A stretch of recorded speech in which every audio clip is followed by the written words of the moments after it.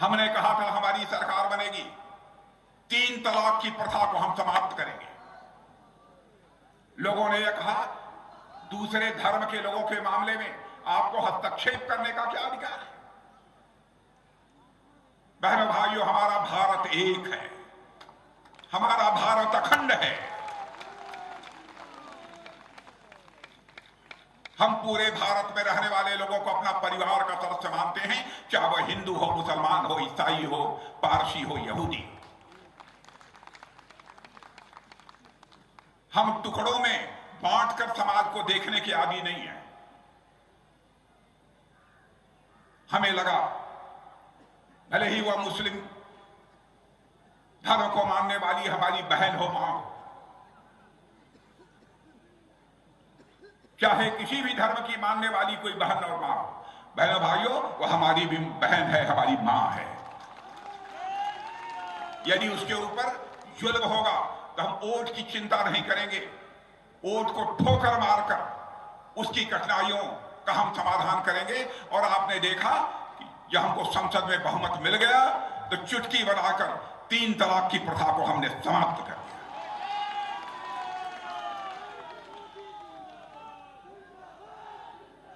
यह सब काम करने की शैली हमारी इसलिए है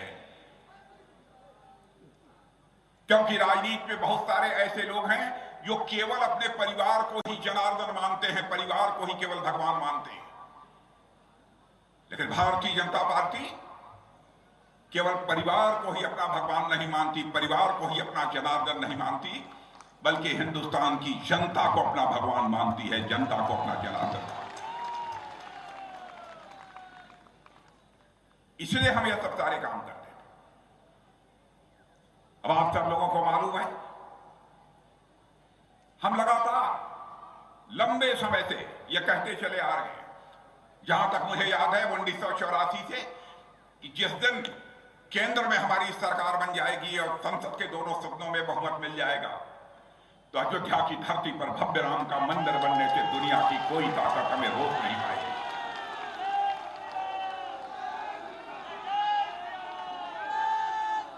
बीच बीच में जब हम लोग आंदोलन करते थे तो लोग ये कहते थे, क्या आप कहते हैं कि रामलला हम आएंगे, मंदिर यहीं बनाएंगे, लेकिन आप लोग तारीख नहीं बताएंगे। हम लोगों की खिल्ली उड़ाई जाती थी, मजाक उड़ाते थे कि केवल राम मंदिर का नारा देकर ये वोट हासिल करना चाहते हैं। या मजाक उड़ाने वालों से मैं कहना चाहता हूं, हम राजनीति केवल वोट हासिल करने के लिए नहीं करते हैं, हम राजनीति केवल सरकार बनाने के लिए नहीं करते हैं, हम राजनीति करते हैं तो देश बनाने के लिए राजनीति करते हैं। बहनों भाइयों, समाज बनाने के लिए राजनीति करते हैं। आपने देखा वह समय आ गया, 22 जनवरी को रामलला के विग्रह की प्राण प्रतिष्ठा हो गई। हमारे प्रधानमंत्री ने उनकी प्राण प्रतिष्ठा की और कई धर्माचार्यों ने उनके साथ। और मैं आज मिथिलांचल की धरती से, मां सीता की धरती से यह संदेश लेकर जा रहा हूं, बहनों भाइयों, जो यहां बैठे होंगे बहुत सारे विद्वान और धर्मगुरु, मेरा दिल यह बोलता है, मैं कहकर जा रहा हूं, अब रामलला अपनी कुटिया से हटकर अपने महल में आ चुके हैं। अब हिंदुस्तान में राम राज्य आने से दुनिया की कोई ताकत रोक नहीं सकती।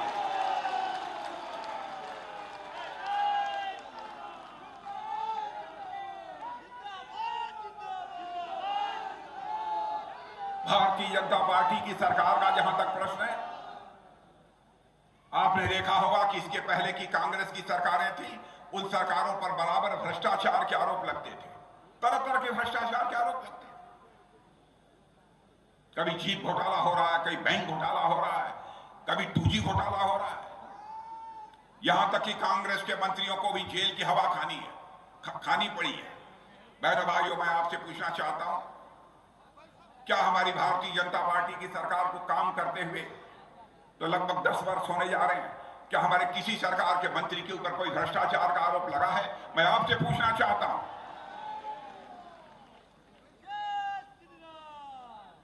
मंत्री की बात छोड़िए, पूरे सरकार पर कोई आरोप नहीं लगा। यह हमारी काम करने की शैली है, हमारे काम करने का तरीका। और मुझे याद है राजीव गांधी जी भारत के प्रधानमंत्री थे। वैसे मैं किसी भी दल का कोई प्रधानमंत्री हो, बहनों भाइयों, हमारे जैसा व्यक्ति किसी प्रधानमंत्री की आलोचना नहीं करता है, चाहे वह किसी भी दल का क्यों हो, क्योंकि मैं मानता हूं प्रधानमंत्री यह व्यक्ति नहीं होता है, प्रधानमंत्री यह संस्था होता है। और मैं जो कहने जा रहा हूं वह मैं राजीव गांधी जी की आलोचना नहीं कर रहा हूं, लेकिन प्रधानमंत्री रहते हुए राजीव गांधी जी ने कहा था हम क्या करें, हम ऊपर से दिल्ली से 100 पैसा नीचे भेजते हैं, लेकिन लोगों की जेब में पहुंचते पहुंचते बामुश्किल 14 पैसा पहुंच पाता है और 86 पैसा यह भ्रष्टाचार की भेंट चढ़ जाता है। ईमानदारी से राजीव गांधी ने यह मजबूरी जाहिर की थी, लेकिन इस मजबूरी को चुनौती के रूप में इस भारत में किसी मां के लाल ने स्वीकार किया, तो भारत के लाल नरेंद्र मोदी ने स्वीकार किया। बहनों भाइयों, और आज आप देखते होंगे जनाधार, जनधन, मोबाइल और आधार की ऐसी ट्रिनिटी बना दी कि आज दिल्ली के बैंकों से 100 पैसा निकलता है तो 100 का 100 पैसा आपकी जेब में पहुंचता है, एक पैसा भी भ्रष्टाचार की भेंट नहीं चढ़ने देता।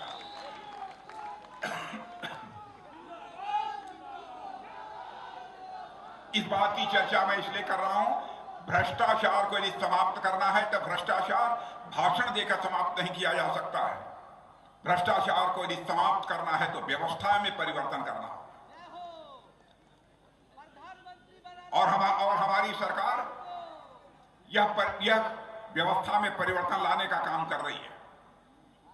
क्या कभी किसी ने सोचा था कि हमारे किसान भाइयों को प्रतिवर्ष कोई सरकार आएगी, मुफ्त में वहां से 6,000 रुपया उसकी जेब में भेज देगी? क्या कभी किसी ने सोचा था झोपड़ियों में रहने वाली हमारी माताओं बहनों को भी गैस सिलेंडर से खाना बनाने का कभी अवसर मिलेगा? क्या कभी सोचा था किसी ने झोपड़ी में रहने वाला भी जो गरीब होगा, यदि वह बीमार हो जाएगा तो इलाज कराने के लिए 5 लाख रुपए तक का उसका मुफ्त इलाज होगा?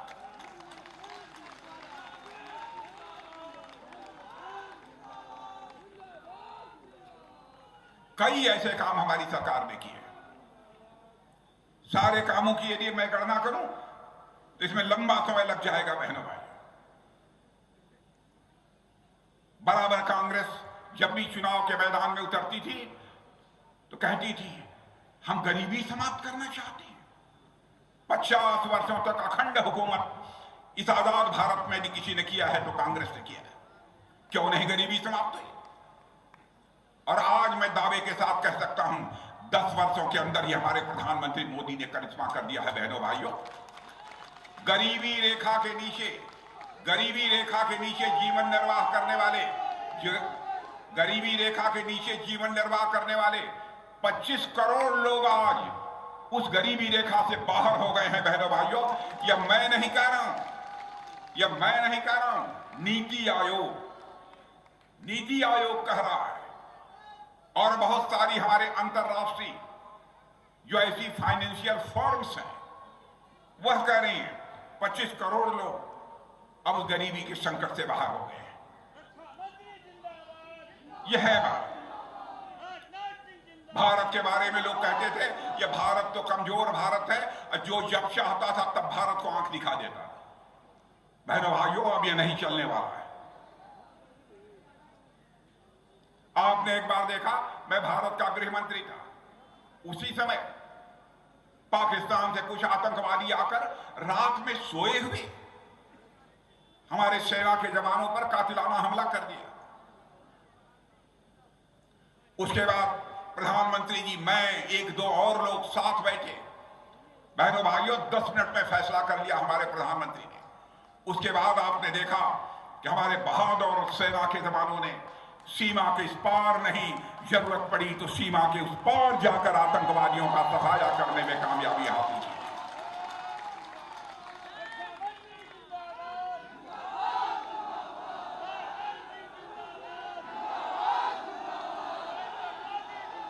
हमने यह संदेश दे दिया दो टूक संदेश सारी दुनिया को दे दिया। भारत अब ये कमजोर भारत नहीं रहा है, भारत अब दुनिया का ताकतवर देश बन रहा है। भाई शांत रहो, हद हो गई भाई, शांत रहो। हमने सारी दुनिया को यह संदेश दे दिया कि हमें यदि कोई आंख दिखाने की कोशिश करेगा तो जरूरत पड़ेगी तो हम सीमा के इस पार भी मार सकते हैं, और जरूरत पड़ेगी तो सीमा के उस पार भी जाकर मार सकते हैं। यह भारत की हैसियत है। और बहनों भाइयों, कई ऐसी बातें हैं, कितनी मैं चर्चा करूं। अभी रूस और यूक्रेन, आपने सुना ना कि रूस और यूक्रेन के बीच पिछले 2 वर्षों से बराबर लड़ाई चल रही है। मालूम है कि नहीं आप सबको? कितने लोगों को मालूम है? जरा हाथ उठाइए। बहुत अच्छा, बहुत जागरूक क्षेत्र है। बहनों भाइयों, जब यह युद्ध प्रारंभ हुआ था 1.5-2 साल पहले, हमारे बहुत सारे भारत के रहने वाले बच्चे वहां पर कोई इंजीनियरिंग की पढ़ाई कर रहा था, कोई एमबीबीएस के लिए गया हुआ था, तरह तरह की शिक्षा ग्रहण करने के लिए लोग, हमारे देश के लगभग 25,000 बच्चे यूक्रेन में पढ़ते थे। धड़ाधड़ जब युद्ध प्रारंभ हुआ तो रूस की तरफ से मिसाइल चलने लगी। जब मिसाइल चलने लगी, बड़ी संख्या में यूक्रेन के लोग मारे जाने लगे। तो उस समय जिनके बच्चे यूक्रेन में पढ़ते थे, उनके माता पिता ने यह मांग करना प्रारंभ किया, प्रधानमंत्री जी चाहे जैसे भी हो हमारे बच्चों को यूक्रेन से बाहर निकालिए, पढ़ाई हो अथवा न हो, मुझे इस बात की चिंता नहीं, हमारे बच्चों की जिंदगी बचनी चाहिए। दुनिया के कई देशों के बच्चे यूक्रेन में पढ़ रहे थे, कोई नहीं निकाल पाया। लेकिन देखिए हमारे प्रधानमंत्री का कलेजा, उन्होंने टेलीफोन उठाया और रूस के राष्ट्रपति मिस्टर पुतिन से बात की, और यूक्रेन जिसके साथ युद्ध चल रहा था, यूक्रेन के राष्ट्रपति मिस्टर जेलेंस्की से बात की, और साथ ही जो दुनिया का सबसे ताकतवर देश माना जाता है अमेरिका के राष्ट्रपति मिस्टर बाइडेन से भी बात की। और बहनों भाइयों, 4.5 घंटे के लिए युद्ध रुक गया और हमारे 22,500 नौजवान यूक्रेन से भारत तक चला गए। यह है भारत। अभी अखबारों में आपने पढ़ा होगा कतर, वहां पर हमारे नेवी के, नौसेना के कुछ पूर्व अधिकारी कुछ कंपनियों में काम कर रहे थे। वहां की अदालत ने हमारे नौसेना के पूर्व अधिकारियों को फांसी की सजा दी। अब हमारे देश का कोई नागरिक हो, दुनिया के किसी देश की अदालत उसको फांसी की सजा दे दे, क्या हमारे दिल पर गुजरेगी? बहनों भाइयों, जब जानकारी इस बात की हुई तो हमारे प्रधानमंत्री ने कतर के राष्ट्रपति से बात की, और आपको जानकर खुशी होगी कि वहां के राष्ट्रपति ने जो भी सजा थी सारी सजा को माफ कर दिया, और हमारे सारे नौसैनिक सकुशल भारत आ गए। कल मैं विशाखापट्टनम में था। नेवी का एक बहुत बड़ा केंद्र है विशाखापट्टनम। वहां पर एक अधिकारी जो छूट कर आए थे वह मुझसे मिले जब मैं भाषण दे रहा था और इस विषय की चर्चा की। सारे लोगों ने तालियां बजाना प्रारंभ किया तो वह उठकर कहे कि साहब, मुझे प्रधानमंत्री ने बचाया है। यह है भारत की ताकत। भारत की हैसियत निरंतर बढ़ती जा रही है, और इसीलिए मैं कहना चाहता हूं, यहां पर हमने बहुत सारे काम किए हैं। अब देखिए,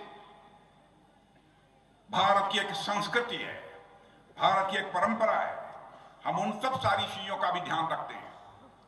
आए दिन बहुत जो कद्दावर लोग हुआ करते थे, बहुत सारी ऐसी कमजोर परिवार की बहू बेटियां, उनके साथ रेप हो जाता। बहनों भाइयों, कोई दूसरी सरकार इसे बर्दाश्त कर ले, भारतीय जनता पार्टी बर्दाश्त नहीं कर सकती। यदि किसी ने जबरन किसी माँ बहन के साथ यदि रेप करने की कोशिश की, हम लोगों ने प्रोविजन कर दिया है उसको फांसी की सजा दी जाएगी, फांसी से कम की सजा नहीं दी जाएगी। राजनीति यदि की जानी चाहिए तो मूल्यों की राजनीति की जानी चाहिए। इस प्रकार की राजनीति हम लोगों ने की है। बेटियों को गर्भ में मार डालने की कितनी बड़ी समस्या थी। गर्भ में बेटियां होती थी, बेटी नहीं होनी चाहिए, बेटा ही होना चाहिए। इसके लिए भी हम लोगों ने कठोर कानून बनाए। यह गारंटी हम लोगों की है। अब हम लोग धीरे धीरे लोगों को रोजगार देना प्रारंभ किए हैं। बेरोजगारी यहां पर 8.5% थी, इतने दिनों के अंदर उसको कम किया हम लोगों ने। अब भारत में बेरोजगारी का दर केवल 5% रह गया है। बहनों भाइयों, अवसर दीजिए हमारे प्रधानमंत्री को। तीसरा टर्म ही नहीं, संकल्प लीजिए चौथा टर्म भी देंगे। हम गरीबी के संकट को भी दूर करेंगे और बेरोजगारी के संकट को भी दूर करेंगे।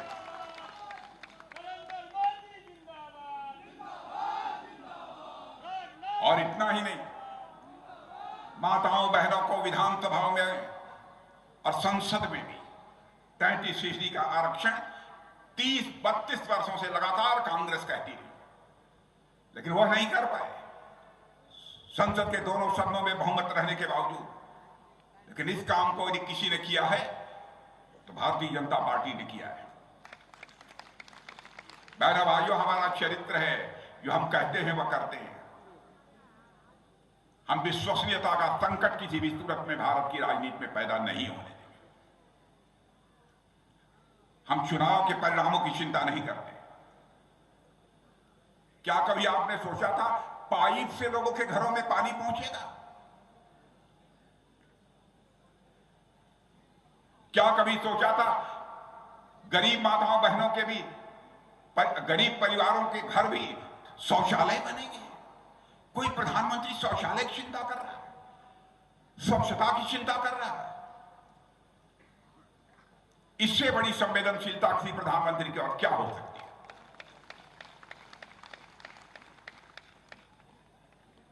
हमारी बहुत सारी योजनाएं, जरूरत पड़ने पर हम लोगों ने कठोर फैसले किए हैं। बहनों भाइयों, हम केवल अगले चुनाव के बारे में नहीं सोचते कि अगला चुनाव है, हमको यह काम कर देना चाहिए तो हमको वोट मिल जाएगा।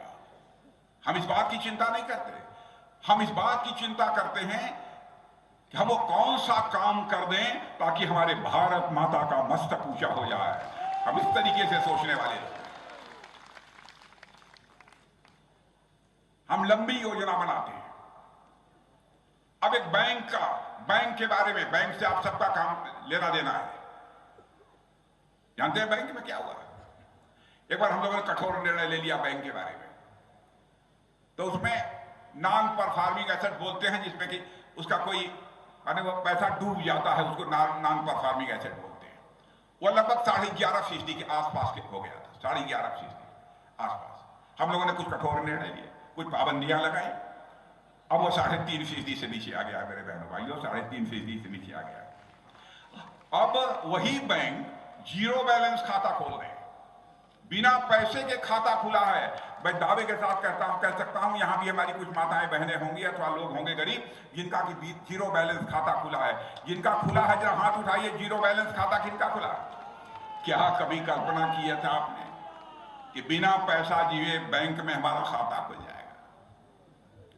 क्या कभी आपने सोचा था कोरोना जैसे गंभीर संकट में मुफ्त में हमको 2 कोरोना की वैक्सीन लग जाएगी, टीका लग जाएगा? मैं दावे के साथ कहता हूं, यहां भी जो जितने लोग यहां पर खड़े, इतनी बड़ी संख्या में बहनों भाइयों, कम से कम 2 कोरोना का टीका सबको लगा होगा। लगा है कि नहीं लगा? लगा? जिन लोगों का लगा है जरा हाथ उठाइए। शायद ही ऐसा कोई होगा कि जिसको ना लगा।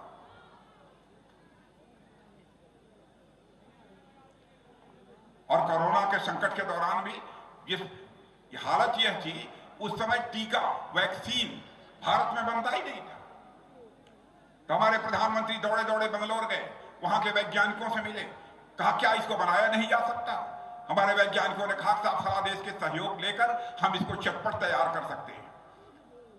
उन्होंने कहा जितने भी पैसे की जरूरत होगी हम पैसा मुहैया कराएंगे, जितने संसाधन की जरूरत होगी हम संसाधन देंगे, लेकिन वैक्सीन बननी चाहिए। और आपको जानकर आश्चर्य होगा, हम दुनिया के 100 देशों को हमने वैक्सीन मुहैया कराया है। बहनों भाइयों, टीका मुहैया कराया है, और अपने समस्त भारतवासियों को भी 2 डोज टीका लगाने का काम किया है। यह है हमारा भारत। इसलिए हम तीसरे टर्म, और तीसरे टर्म के साथ साथ चौथे टर्म की भी बात करने के लिए आए। हम तीसरे टर्म की यदि मांग कर रहे हैं तो सत्ता भोगने के लिए हम नहीं आपसे वोट मांग रहे हैं, बल्कि राष्ट्र निर्माण के लिए हम आपसे वोट मांग रहे हैं, भारत के विकास के लिए वोट मांग रहे हैं। अब आप देखिए, अर्थव्यवस्था के आकार, मोटी भाषा में समझिए, अर्थव्यवस्था के आकार यानी धन दौलत के मामले में 2014 के पहले हमारा भारत दुनिया में 11वें स्थान पर था। अब आपको अंदाज होगा, सुन लीजिए, धन दौलत के आकार के मामले में हमारा भारत दुनिया में मोदी जी के आने के पहले 11वें स्थान पर था। बहनों भाइयों, आपको जानकर खुशी होगी कि आज के 2 साल पहले ही हमारी सरकार की नीतियों के कारण जो भारत धन दौलत के आकार के मामले में 11वें स्थान पर था, वह जंप लेकर आज दुनिया में 5वें स्थान पर आ गया। और यह मैं नहीं, दुनिया के बहुत बड़े विशेषज्ञ और दुनिया की वित्तीय फर्म्स अब यह कहने लगी हैं कि यदि ऐसे ही भारत आगे बढ़ता रहा तो 2027 यानी आज के 2.5-3 साल के बाद यह भारत धन दौलत के मामले में दुनिया के टॉप 3 कंट्रीज में आकर खड़ा हो जाएगा, दुनिया के 3 देशों की कतार में आकर खड़ा हो जाएगा। यह है भारत। भारत इतनी तेजी के साथ आगे बढ़ रहा है। इसलिए मैं आप सभी बहनों भाइयों से अपील करना चाहता हूं, आप सबका समर्थन, आप सबका सहयोग हम सबको प्राप्त होना चाहिए। और आपके सांसद गोपाल जी ठाकुर के बारे में मैं बताऊंगा आपको।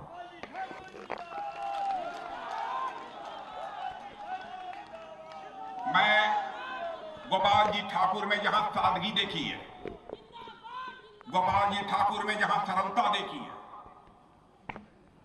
वही गोपाल जी ठाकुर में सबसे बड़ी खूबी जो मुझे देखने को मिली है कि जनता के कामों के लिए अथवा मिथिलांचल के विकास के सवाल पर कितनी मजबूती के साथ भारत की संसद में प्रभावी तरीके से आपकी आवाज को बुलंद करने का काम करते हैं।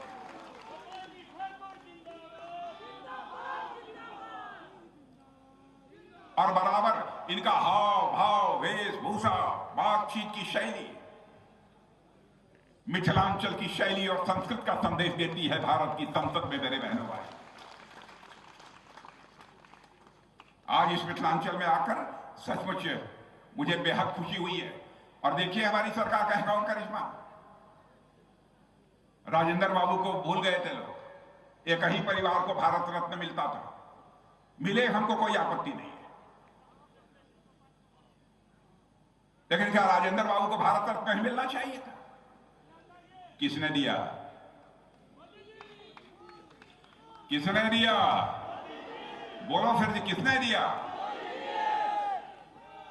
क्या कर्पूरी ठाकुर, जिन्होंने की गरीबों के लिए अपने जिस्म का पसीना बहाया, जोखिम उठाया, क्या उस कर्पूरी ठाकुर को भारत रत्न नहीं मिलना चाहिए? किसने दिया? और बहनों भाइयों, नरसिम्हा राव यह कांग्रेस के नेता थे, भारत के प्रधानमंत्री थे। हम लोगों ने भेदभाव नहीं किया। हमने यह नहीं देखा कि भारतीय जनता पार्टी के हैं या किस पार्टी के हैं। हम लोगों ने नरसिम्हा राव जी के योगदान के लिए भी भारत रत्न इस उपाधि से विभूषित किया। यह है भारत। ओबीसी कमीशन को भी संवैधानिक दर्जा देने का काम किया, हमारी सरकार ने किया। हम सारा भेदभाव सब समाप्त करना चाहते हैं, समरस समाज का हम निर्माण करना चाहते हैं। यह है हमारा संकल्प।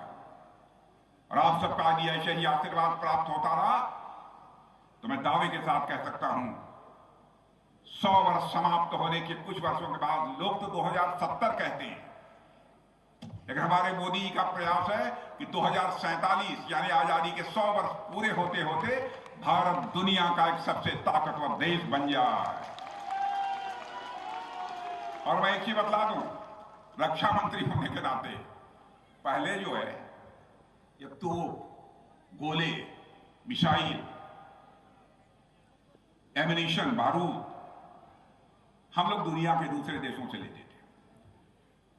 मोदी ने कहा कि राजनाथ जी बहुत हो गया, तब तक हम दुनिया के दूसरे देशों से लेते रहेंगे। भारत को रक्षा के मामलों में आत्मनिर्भर होना चाहिए। मैंने कहा मोदी जी बात पक्की। कहा कि तोप, गोले, सारे प्लेटफॉर्म्स, टैंक भारत की धरती पर बनने चाहिए, भारतवासियों के हाथों से बनने चाहिए। हजारों चीजों पर हम लोगों ने प्रतिबंध लगा दिया, हजारों चीजों पर मैंने लिस्ट जारी कर दी, प्रतिबंध लगा दिया। चाहे जो कुछ भी हो जाए, हम दुनिया के दूसरे देश से नहीं खरीदेंगे, हम इसे भारत की धरती पर बनाएंगे, भारतीयों के हाथों। और आज आपको जानकर खुशी होगी, गौरव की अनुभूति होगी, जो भारत दुनिया का सबसे बड़ा इंपोर्टर, यानी दुनिया के दूसरों से यह सब रक्षा संबंधित साजो सामान आयात करने वाला भारत था, आज वह भारत 20,000 करोड़ रुपए से ज्यादा का निर्यात कर रहा है, एक्सपोर्ट कर रहा है भारत। यह है भारत। हर मामले में भारत आत्मनिर्भर बनेगा मेरे बहनों भाइयों। आज आपको मैं विश्वास दिलाता हूं। इन्हीं शब्दों के साथ पुनः एक बार शीश झुकाकर आप सभी का हार्दिक अभिनंदन करते हुए अपना निवेदन समाप्त करता हूं। आप सबको बहुत